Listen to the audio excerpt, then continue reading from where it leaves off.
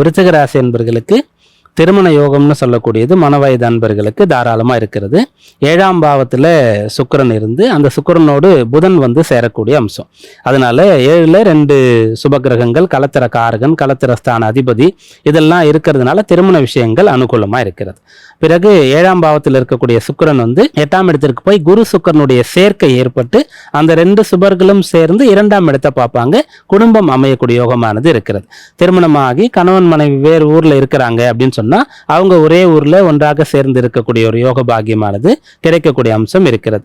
பிள்ளைகள் சம்பந்தமான விஷயம், பிள்ளைகளை பிரிஞ்சு வெளிநாட்டுல ஒரு தந்தை இருக்காருன்னு சொன்னா அவர் ஒரு லீவ் எடுத்துட்டோ அல்லது வந்து அங்க வேலையை விட்டுட்டு இங்க வந்து நான் குடும்பத்தோட இருக்க போறேன், ஊர்ல வந்து ஏதாவது பிசினஸ் பண்ணிக்கிறேன் அப்படின்னு சொல்லக்கூடிய விஷயங்கள்லாம் கூட முடிவு பண்ணலாம். அப்படியாக உங்களுக்கு மன வாழ்க்கை, குடும்ப வாழ்க்கை, பிள்ளைகள் சம்பந்தமான விஷயங்கள்ல இது வரைக்கும் கிடைக்காத நல்ல ஒரு அன்புலாம் கிடைக்கிறது.